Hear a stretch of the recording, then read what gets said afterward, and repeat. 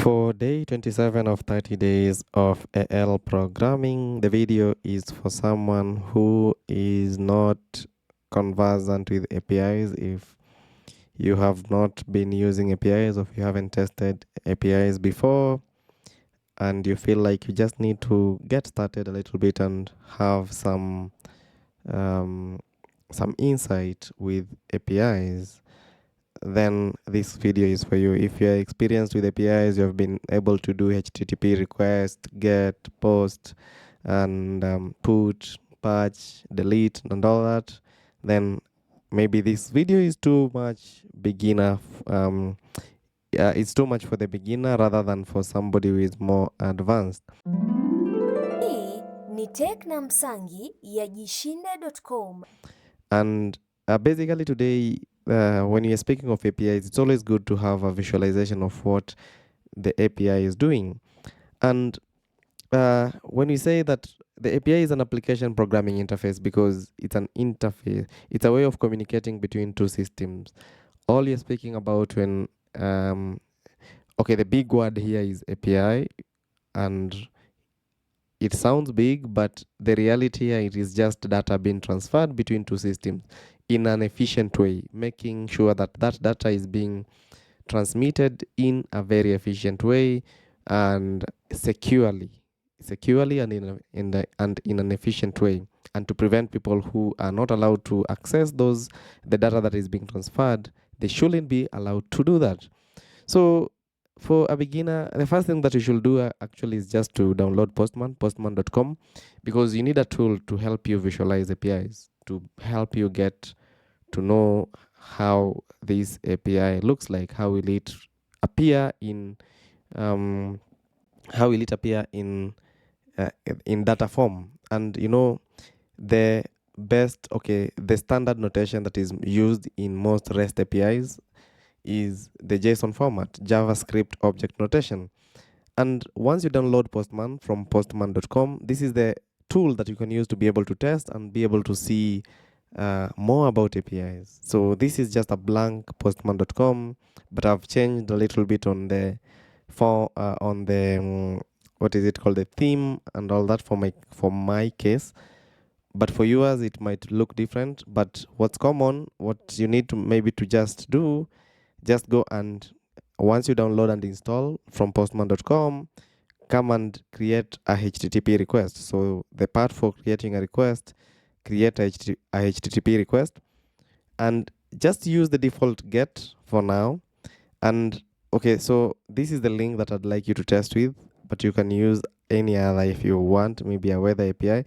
But the reason why I'm using this link is because it doesn't have any headers, no security. So this is a site from Microsoft Learn that shows use to test, and I've liked it because there's no other configuration that we need to set apart from just this link.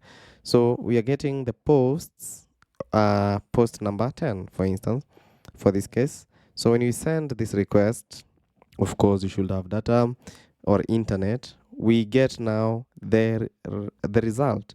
So now this is the JavaScript object notation format, the JSON format, and it is a key value format, and we can represent any kind of data using this format, because even in our SQL tables, in the way we display our pages, we usually have the key. The key is like the column name, and the value is the value that is attached to that particular column. So with that representation, we can be able to convert anything to a key value pair, and this is the format. We can have, this is user 1, user ID number 10, but if we try if we try to get post number 11, maybe we get that the user ID is number 2 and the ID is 11 for this post, and then this is the title and this is the body. So this is the representation that we are having. So for the same site, if we are getting users, maybe ID 4. So for ID 4, we have the name, the username, and the address. So it's simple. We are just representing this data, and we'd like to move it maybe from one, send it to a different application. So this is how we present it in key value format. and we can see the address. The address has this is now a nested JSON object because it's an object inside an object. So the key is the address, but the value is now the address details, that is the street, suit, um, then the city, zip code, and within the address we have another nested JSON pair about the latitudes and the longitudes, and then we have the phone number, the website, company, and all that. So now this is a representation of the keys and values that we have for the JSON format. So for this, play around with the JSON format, get familiar with it. Remember, if this is represented maybe in a table format, the address could contain another table, maybe user address, and within the same JSON, we can be able to send everything in JSON, one JSON string, because this JSON string is what now contains the data that we are sending.